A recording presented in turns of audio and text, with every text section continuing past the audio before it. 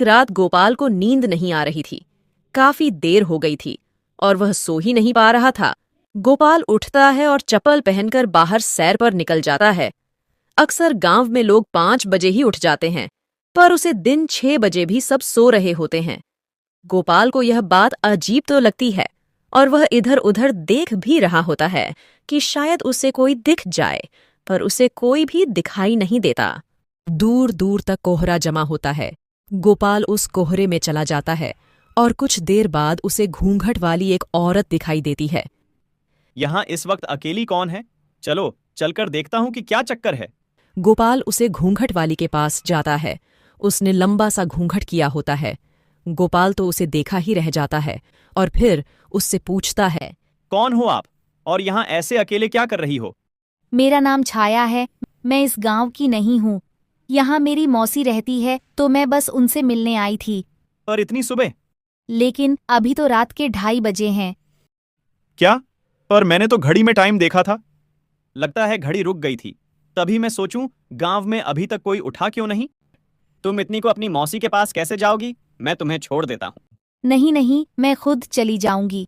अच्छा ठीक है, पर क्या तुम इस घूंघट को उठा नहीं सकती? मतलब ऐसे ही वो मुझे लगा। मैं तुमसे इतनी देर से बात कर रहा हूं और तुमको देखा भी नहीं। ठीक है, फिर ये देखो। क्या हुआ? तुम तो मेरी शक्ल देखना चाहते थे ना? तो फिर अब डर क्यों रहे हो? मेरे पास आओ, आओ मेरे पास।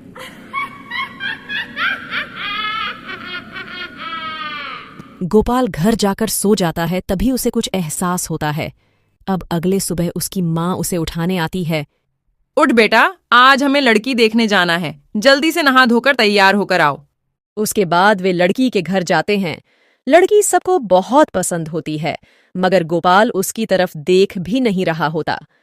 अरे लड़की को तो देख, फिर हमें इससे तेरा रिश्ता भी तो पक्का करना है। गोपाल का दिमाग चुड़ैल के वश में होता है।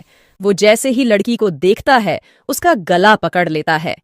सब लोग उसे देखकर हैरान हो जाते हैं और जैसे तैसे लड़की को गोपाल के हाथ से छुड़ाते हैं। ये क्या हरकत की है तूने? मैं सारी लड़की को मार डालूंगा। जो भी मेरे सामने आएगी सबको मार डालूंगा। मुझे छाया से प्यार है, बस छाया से। ये सब कहते हुए गोपाल वहां से चला जाता है। लड़की वाले बहुत गुस्सा होते हैं। गोपाल के माता पिता उनसे माफी मांगकर घर वापस आ जाते हैं। घर पर भी गोपाल छाया का रट लगाए रहता है। उसके माँ बाप को समझ ही नहीं आ रहा होता है कि यह छाया है कौन। दूसरी तरफ छाया घूंघट करके दूसरे शिकार के लिए निकल पड़ती है। फिर उसे बस स्टॉप में एक लड़का दिखाई पड़ता है। चुड़ैल उसका पीछा करने लगती है। क्यों लग रहा है कि कोई है मेरे पीछे? रोहित मुड़ता है तो उसे उसके पीछे घूंघट किए हुए चुड़ैल चल रही होती है। रोहित पहले तो घबरा जाता है, लेकिन फिर वो पूछता है कि ये यहाँ क्या कर रही है। चुड़ैल उसे भी झूठी कहानी बात कर अपने जाल में फंसा लेती है। रोहित पूरे रास्ते उससे बातें करते जाता है और आखिर में वह भी वही गलती कर देता है जो गोपाल ने की थी। क्या आप अपना घूंघट ऊपर कर सकती हो? मतलब बस मैं ऐसे ही देखना चाहता हूं कि आखिर इसकी इतनी मीठी आवाज है। उसका चेहरा कितना खूबसूरत होगा। ऐसी बात है तो मैं अभी तुम्हारी इच्छा पूरा करती हूँ। रोहित के इतना कहते ही चुड़ैल अपना घूंघट ऊपर करती है और रोहित वहीं जमीन पर गिर जाता है। रोहित अपने आप को उठाकर वहां से भागने लगता है कि तभी चुड़ैल उसे अपने एक हाथ से ऊपर उठा लेती है। जो एक बार मेरा घूंघट उठवा देता है वो मेरा हो जाता है। अब तू मेरा है, मेरा देख मेरी आंखों में। रोहित उसके आंखों में देखता है और वह भी उसके वश में हो जाता है और चुड़ैल उसे जोर से जमीन में पटक देती है। रोहित अपने होश में नहीं होता और उठकर सीधा अपने घर चला जाता है। यह सब कुछ दूर खड़ी गंगा देख रही होती है। गंगा रोहित की पड़ोसन होती है, जो देर रात किसी जागरण से वापस लौट रही होती है। ये सब मैं क्या देख रही हूँ? हमारे गांव में चुड़ैल है, वह भी घूंघट वाली चुड़ैल। मुझे इसके बारे में कल ही गांव वालों को बताना होगा। अगले ही दिन गंगा बहुत बीमार पड़ जाती है और गंगा जितने दिनों में ठीक होती है, उतने दिनों में न जाने वो चुड़ैल कितने लोगों को अपने काबू में कर चुकी होती है। जिस दिन गंगा को होश आता है, वो जल्दी से उठकर बाहर जाती है।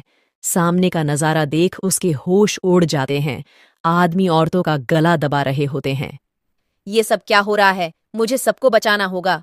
अरे बेटी, कहाँ मौत के मुंह में जा रही है। पर यह सब हो क्या रहा है हमारे गांव में? पता नहीं हमारे गांव के मर्दों को क्या हो गया है। वो बस किसी भी औरत को देखते हैं तो उसकी जान लेने पर उतारू हो जाते हैं। यहाँ तक कि मेरे बेटे ने कुछ दिन पहले एक लड़की जिसे हम शादी के लिए देखने गए थे उस पर ही हमला कर दिया।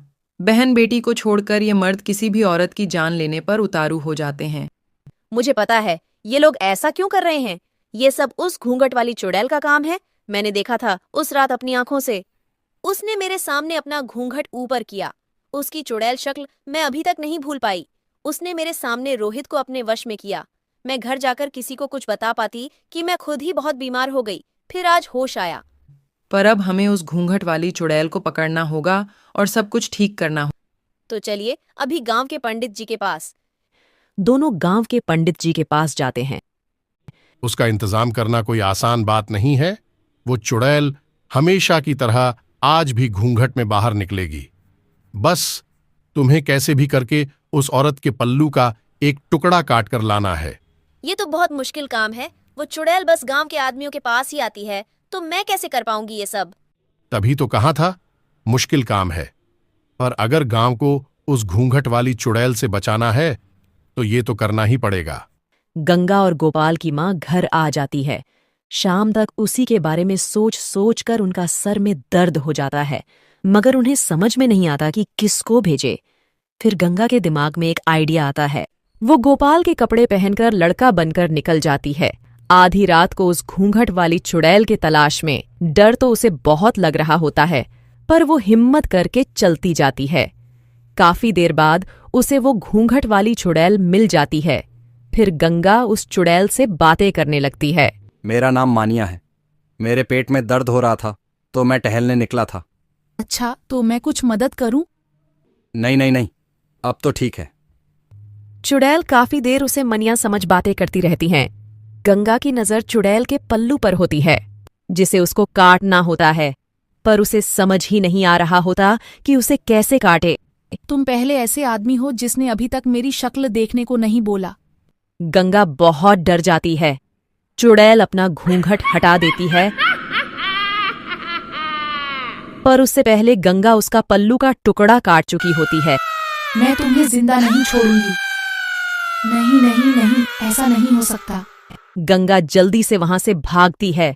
गंगा उस टुकड़े को ले जाकर पंडित जी को दे देती है, जिससे वो गांव के सभी आदमियों को ठीक करते हैं और फिर उस टुकड़े को एक मटके के बंद करके जमीन में गाड़ देते हैं। उसके बाद वो चुड़ैल कभी किसी को नहीं दिखती।